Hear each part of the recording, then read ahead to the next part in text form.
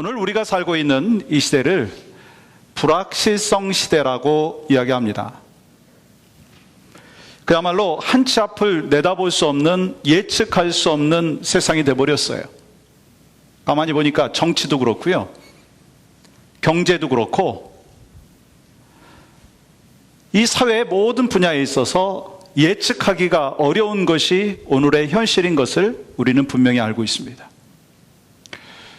여러분, 스마트폰이 나올 때요, 스마트폰이 이렇게 사람들의 삶의 패턴을 바꿔놓을지는 아무도 몰랐을 것입니다. 아침에 일어나면서 셀폰을 보면서 하루를 시작하고 하루 종일 그 스마트폰의 노예로 살다가 저녁이 되었을 때도 스마트폰 보면서 잠드는 사람들이요, 꽤 많이 있다는 거예요. 아마 여기도 있으실 거예요. 인공지능 시대라고 하는 그 AI 시대가 도래하면서 처음에 알파고 얘기를 하더니 지금은 앞으로 어떤 일이 벌어질지 모르는 것이 현실이 돼버렸습니다. 그래서 젊은 사람들이요, 앞으로 어떠한 잡을 얻어야 되는지 고민을 하는 거예요. 아니, 나이 드신 분들 뿐만 아니라 모든 제너레이션들이요, 앞으로 어떻게 이 시대가 바뀌게 될지, 그야말로 불확실한 세상의 현실이 오늘의 현실인 것을 부인할 사람은 아무도 없다라고 하는 것입니다. 그래서 어떤 직업은 없어진다고 하고, 요즘에도 회사들이요, 하루아침에 그냥 M&A 돼가지고 없어지고 흡수되고 하는 그런 패턴들을 우리가 볼 수가 있습니다. 우리가 살고 있는 이 시대를 이렇게 불확실성 시대라고 이야기하는데, 그렇다면 이런 세상 속에서 우리 크리스찬들은 어떻게 살아가야 되느냐라고 하는 거예요. 뭔가 세상 사람들과 다른 삶의 패턴이 있어야 되지 않겠어요? 다른 세상의 사람들과 다르게 질적으로 뭔가 달라야 되지 않겠습니까? 우리는 물론 압니다. 그리고 고백합니다. 우리 크리스찬들은요, 오직 하나님을 믿는 하나님의 사람이고, 또한 예수 그리스도를 붙잡고 바라보는 하나님의 사람이고, 하나님의 능력 안에서 주님을 닮아가는 믿음의 백성으로 살겠다고 결단하고 그렇게 살고 있습니다. 그래서 흔들리지 않는 믿음을 갖기 위하여서 하나님의 말씀 앞에 열심히 우리가 올인하고 있습니다. 말씀을 공부하고 묵상하고 말씀을 붙잡고 그렇게 살아갑니다. 그런데 오늘의 현실은 어떠느냐는 거예요. 우리의 삶의 현실에 뜻하지 않은 일들이 얼마나 많이 나타나고 있습니까? 피해가고 싶은 문제들이 얼마나 많이 다가오고 있습니까? 지난주만 해도요, 영국의 런던의 24층짜리 빌딩이 갑자기 전소가 돼버렸지 않습니까? 수많은 사람들이 생명을 잃었습니다. 지금도 전쟁과 기근으로 인하여 많은 사람들이 아픔을 겪고 있고, 테러로 인하여 공포 속에 살고 있습니다. 뿐만인가요? 경제적인 어려움이 있습니다. 신분의 어려움이 있는 분들이 또 많이 있어요. 건강의 어려움도 있고요, 부부간의 갈등도 있고, 자녀의 문제가 있고, 교회 안에서도 서로 갈등하는 모습들이 오늘의 현실의 모습이라고 하는 거 우리가 모두 알고 있습니다. 여러분, 왜 이런 일들이 일어날까요? 아니, 여러분 한번 생각해 보세요.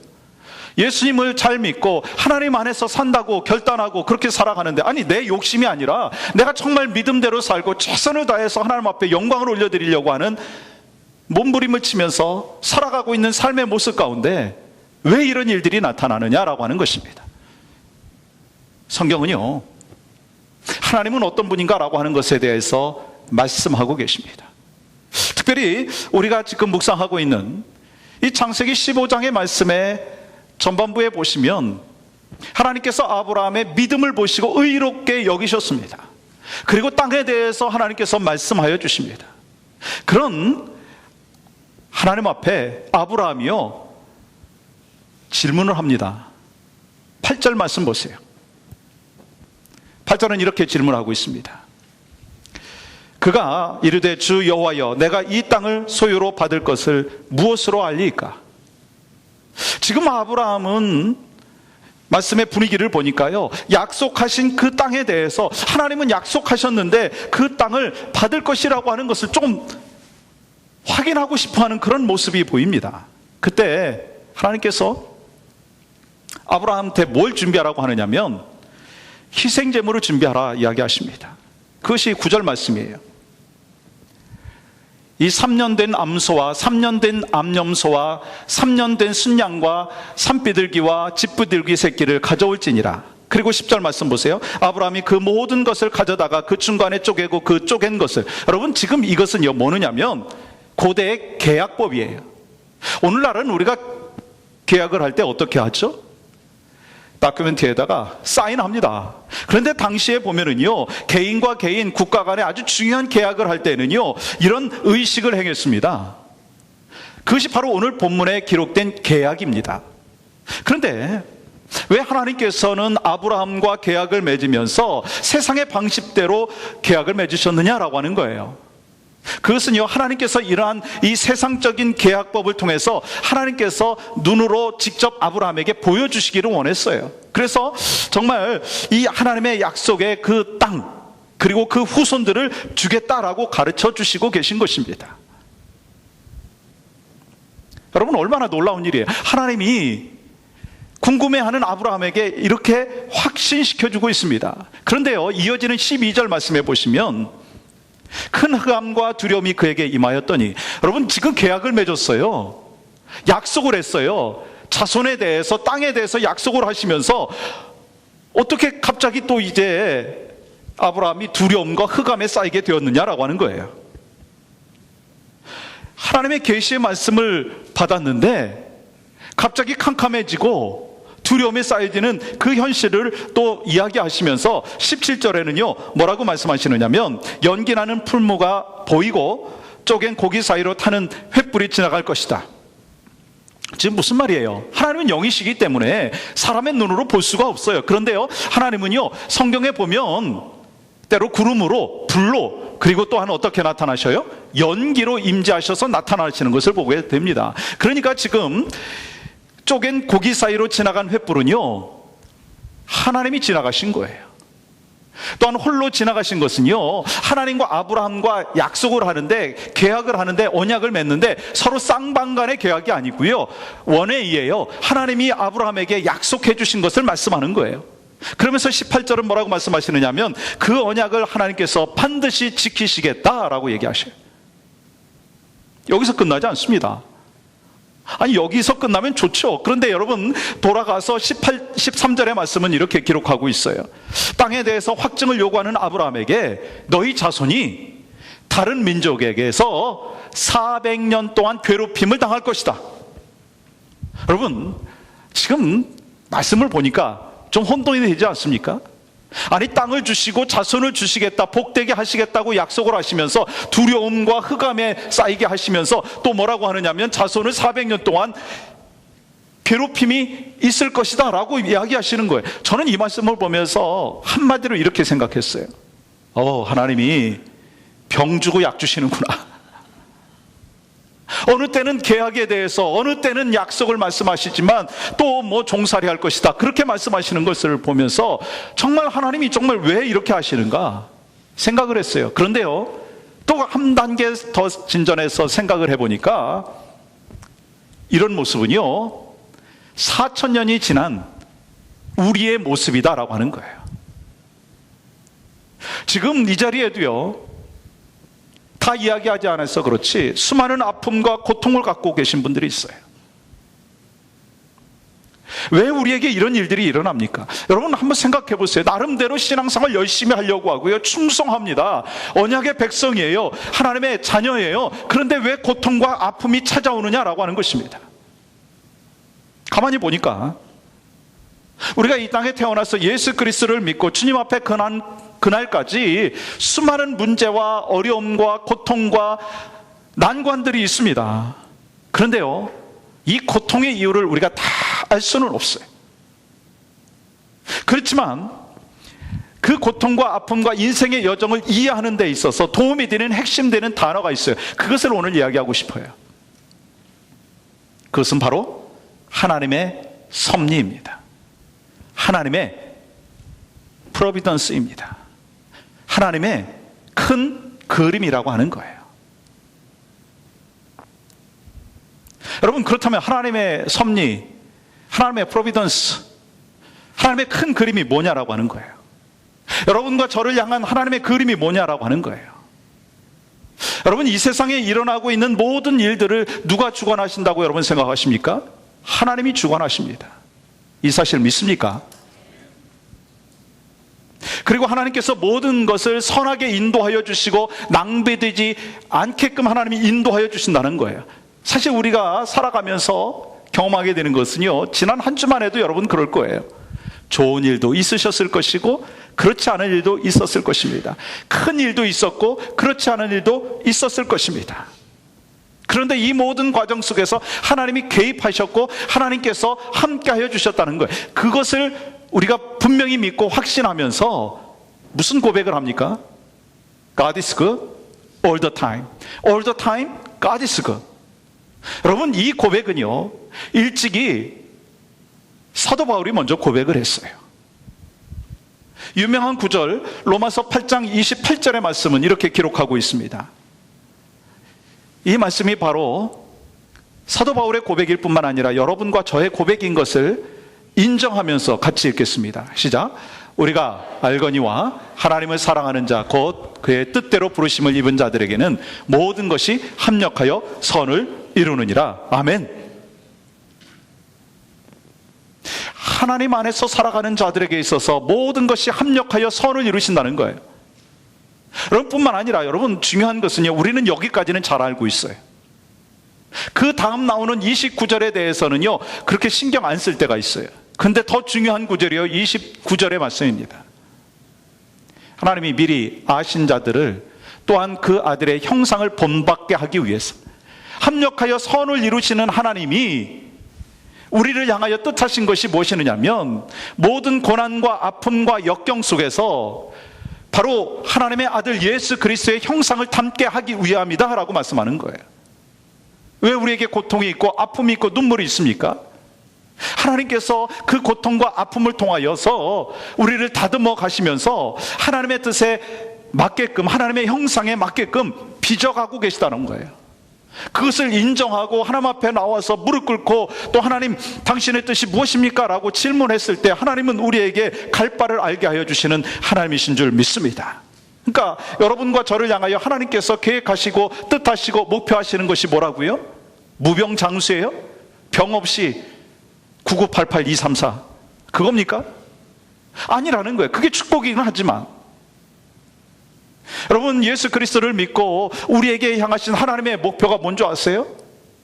뭐 부자 되는 거예요? 세상에서 출세하는 거예요? 물론 그게 하나님께서 주시는 플러스 알파일 수 있습니다. 그러나 궁극적으로 하나님께서 여러분과 저를 향하여서 때로 고난이 있고 역경이 있고 눈물이 있고 슬픔이 있고 문제가 있을 때마다 하나님 앞에 나와서 하나님의 형상으로 빚어지는 거예요. 만들어가는 거예요. 그래서 그것을 통해서 하나님 앞에 영광이 되어지고 그 삶을 통하여 하나님 앞에 기쁨이 되어지는 것이 하나님께서 여러분과 저를 향한 기대하심인 줄 믿습니다.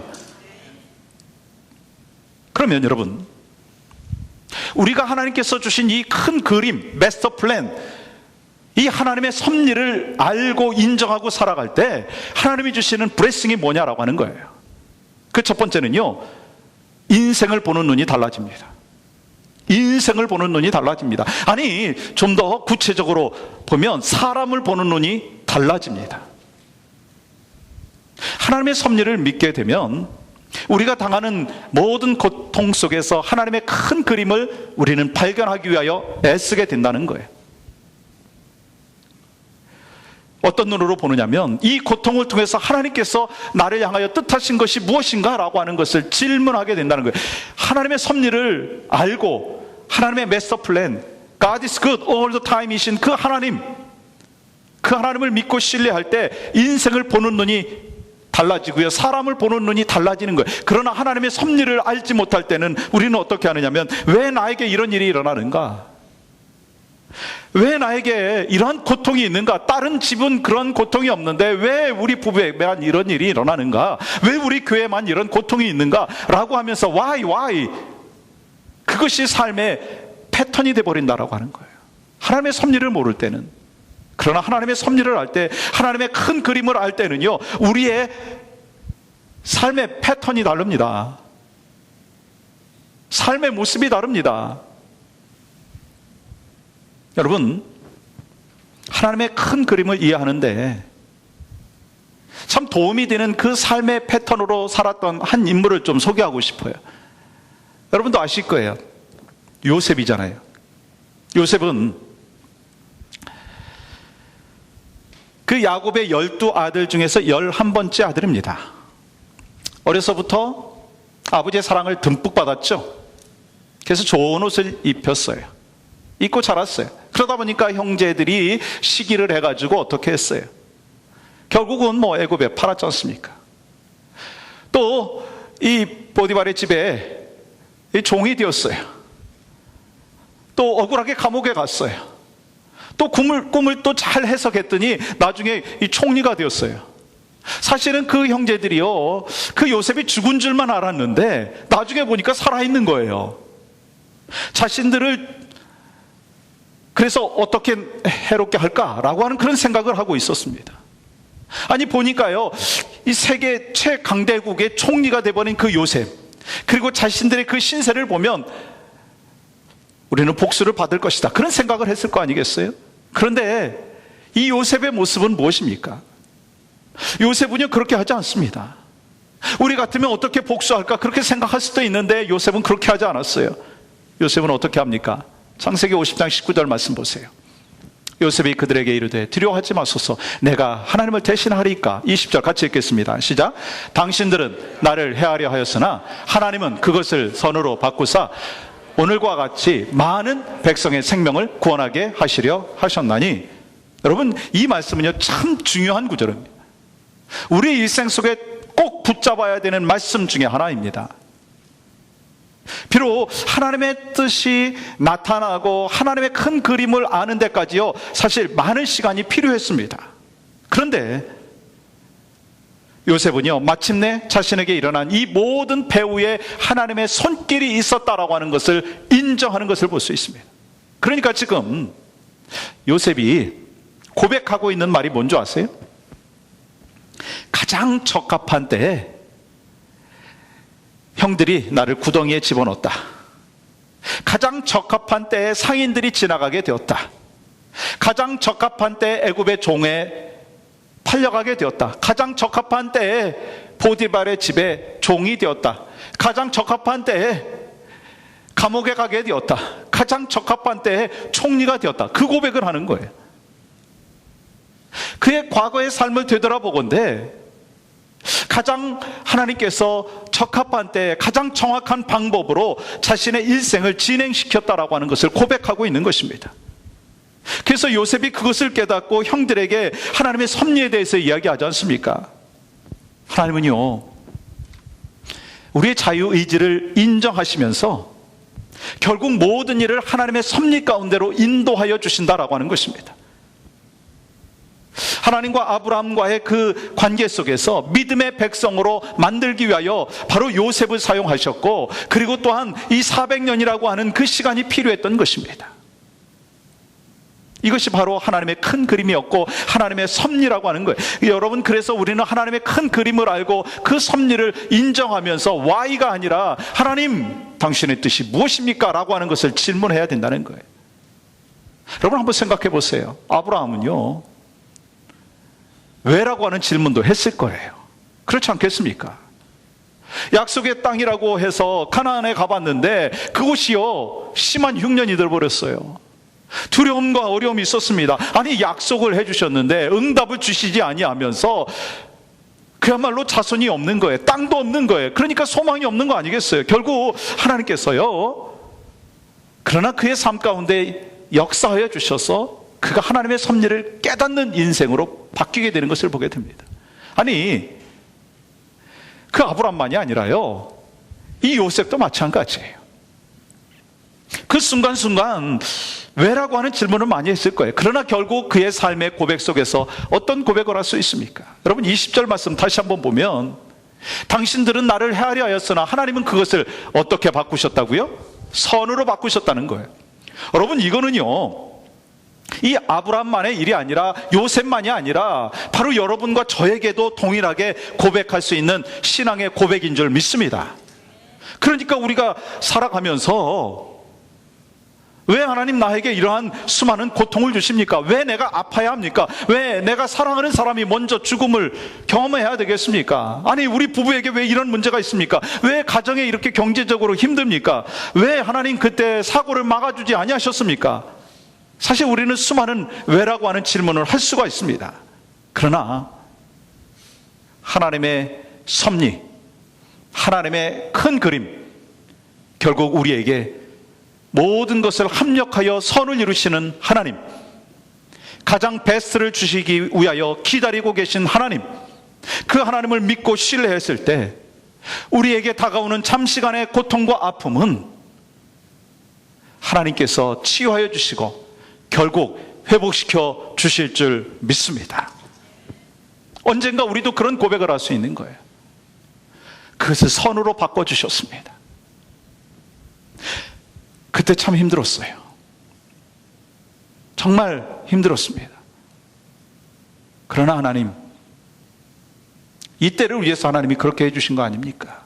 그 고백할 날이 분명히 있다는 거예요. 그래서 하나님께서 성경의 말씀을 우리에게 주신 거예요. 요셉의 삶을 우리에게 가르쳐 주시고 아브라함의 삶을 우리에게 가르쳐 주신 것입니다. 여러분과 저에게 하나님의 섭리, 하나님의 큰 그림을 분명히 허락하여 주셨고 우리가 그것을 알고 깨닫는다면 지금 경험하고 아파하고 눈물 흘리는 이 역경의 그 인생의 모습을 보는 눈이 바뀌게 될 줄 믿습니다. 지금 현재 상황 속에서 닥쳐져 있는 그 문제가 문제에서 끝나는 것이 아니라 하나님께서 합력하여 선을 이루시고 그 모든 어려움 속에서 선으로 바꾸어 주시는 역사를 경험하게 될 줄 믿습니다. 그 믿음으로 살아가는 자가 크리스찬인 거예요. 하나님의 섭리, 하나님의 큰 그림을 알 때 인생을 보는 눈이 바뀔 뿐만 아니라 두 번째로는요, 어떤 상황 속에서도 이겨낼 수가 있습니다. 하나님의 큰 그림을 믿게 되면요, 어떤 상황 속에서도 이길 수가 있다는 거예요. 비록 우리 눈에는 보이진 않지만 하나님께서 함께 하여 주시고 돌보시고 계시다라고 하는 것을 깨닫게 될 때에요, 우리는 어떤 어려움도 이길 수가 있다라고 하는 거예요. 왜냐하면 하나님은 어제도 오늘도 내일도 온 세상을 하나님의 섭리 가운데 운행하시기 때문인 거예요. 그래서 예수님께서 오늘 우리에게 이런 말씀을 하시네요. 마태복음 6장 30절 볼까요? 같이 읽겠습니다. 시작. 오늘 있다가 내일 아궁이에 던져지는 들풀도 하나님이 이렇게 입히시거든 하물며 너일까 보냐, 하물며 너일까 보냐. 우리에게 일어나는 모든 일이 아무리 힘들고 어렵다 할지라도 하나님의 놀라운 뜻이 포함되어 있다고 하는 거예요. 그 사실을 믿을 때 우리는 담대하게 나아갈 수 있고 이 땅에서 살아가면서 모든 어려움들을 이길 수가 있다고 하는 것입니다. 그렇습니다. 하나님은 나의 실수와 잘못을 선으로 바꾸어 주시는 은혜의 하나님, 선하신 하나님이신 줄 믿습니다.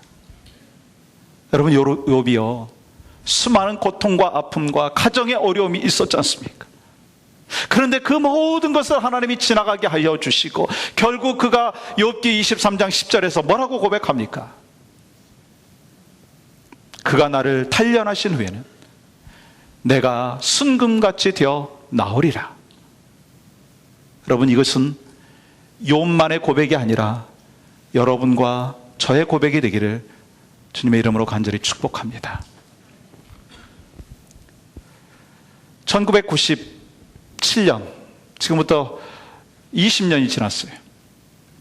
제가 한국에서 선교본부에서 사역을 했습니다. 그 선교 사역을 하는데 네팔에 있는 이 선교사님이 전화를 주셨어요. 급하게 전화를 주셨어요. 그러시면서 무슨 말씀하시느냐면 8살 난 두 쌍둥이가 자기 집에 자녀인데 선교 현장에 좀 급한 일이 있어가지고 둘만 놓고 선교 현장에 갔다가 왔대요. 두 자녀는 좀 날씨가 춥고 그러니까 의지한 것이 석유 난로였어요. 그런데 그 지대가 네팔이 대부분 높은 지대 아닙니까? 2700m 되는 높은 지역에 그 선교사님이 머물고 있었고 또 우리 자녀들이 그곳에 있었던 것이죠.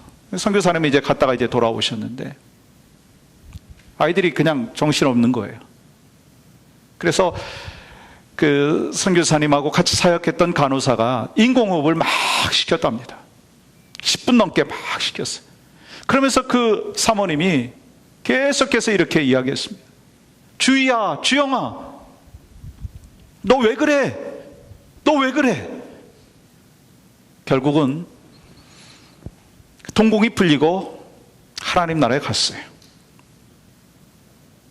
여러분, 하나님께서 그 선교사님에게 벌을 내리신 것일까요?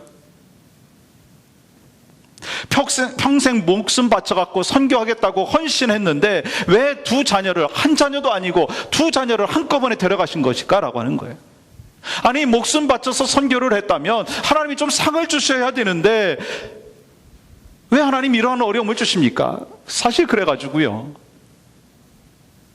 이 선교사님 부부는 몇 년 동안 울고 또 울었어요. 자녀들이 보고 싶어서 울었고, 고만한 아이들 이렇게 보면은 자기 자녀가 자꾸 생각이 나서 또 울었고, 설교하면서도 울었고, 사역하면서도 울었어요. 그런데 어느 날 하나님 앞에 기도하는데 이런 음성이 들려왔다는 거예요. 내 아들도 죽었다. 내 아들도 십자가에 죽였다. 그러면서 이 두 선교사 부부에게 다가오는 것은, 그래, 예수님이 나를 위하여 십자가에 못 박혀 돌아가셨고 희생양이 되어서 내가 구원받았지. 그러면서 그 선교지에 평생을 헌신하겠다고 결단을 하셨어요. 그리고 지금도 선교지에서 그 사역을 감당하고 계시고, 그 두 자녀가 떠난 후에 하나님이 또 다른 자녀를 주셔서 그 자녀를 양육하면서 지내고 있습니다. 사실 그 선교사 부부에게 있어서는 이 모든 과정이 아직 언더스탠딩이 안 될 수도 있습니다. 주님 앞에 가가지고 질문할 수 있는 그런 질문 중에 하나일 것입니다. 그러나 그들이 발견한 것은 하나님이 결국 나에게, 우리 가정에게 선하시게 인도하여 주신다라고 하는 사실을 고백했다라고 하는 것입니다. 우리는 하루에도요, 몇 번이고 시계를 봅니다. 아, 예배 시간이구나. 아, 약속 시간이구나. 시계를 봅니다. 그런데 시계를 보면 뭐를 볼 수 있어요?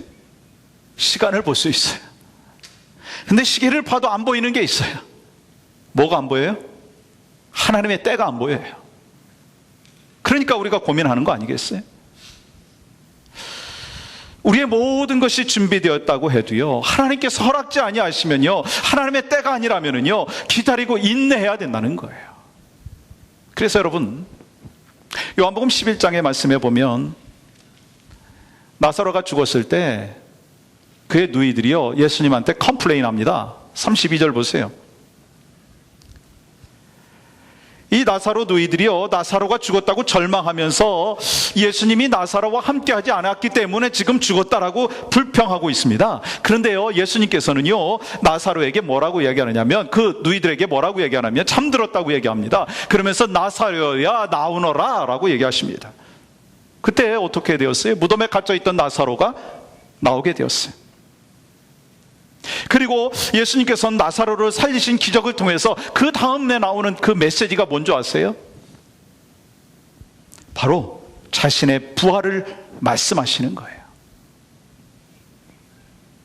사실 이 나사로의 누이들은 다 끝났다, 절망이고 소망이 없었습니다. 그러나 그 난관과 어려움 속에서, 절망 속에서 예수님께서는요, 자신의 그 부활에 대해서 말씀하시는 거예요. 뭐라고 말씀하십니까? 예수께서 이르시되 나는 부활이요 생명이니 나를 믿는 자는 죽어도 살겠고 무릇 살아서 나를 믿는 자는 영원히 죽지 아니하리라. 내가 이것을 믿느냐? 바로 절망 가운데 부활에 대한 소망을 주시는 하나님이신 것을 우리는 분명히 압니다.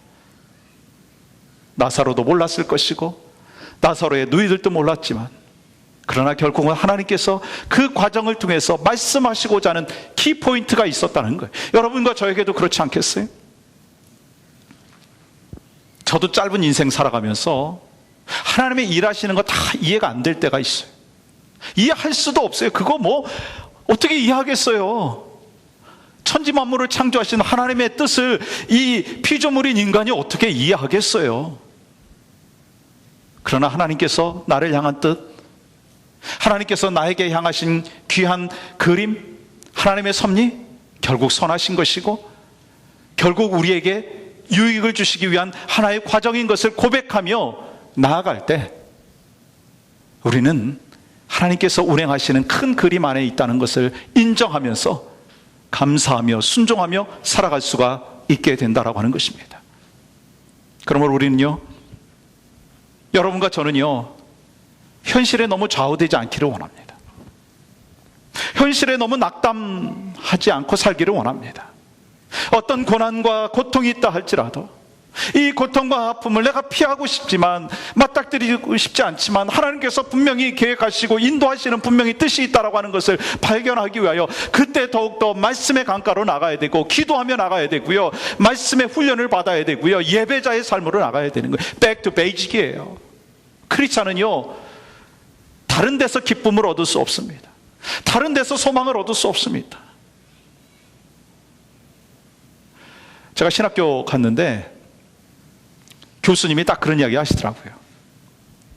신학교 들어온 이상 콧뚜레를 꿰다. 그러니까 거기서 버팅겨가지고 밖으로 벗어나려고 하면 그만큼 고통이다. 그 이야기 하시더라고요. 여러분, 크리스찬의 삶이 마찬가지 아닌가요? 여러분이 언제 가장 행복하세요? 언제 가장 기쁘세요? 여행을 할 때 기쁘죠. 가족들과 아름다운 식탁의 교제 나눌 때 기쁘죠. 그러나 가장 기쁠 때가 언제예요? 여러분, 언제세요? 저는 보니까 은혜 받을 때더라고요.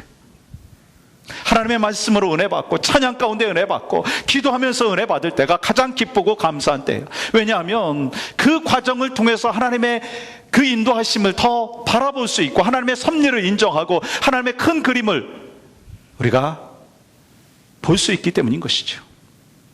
사랑하는 성도 여러분,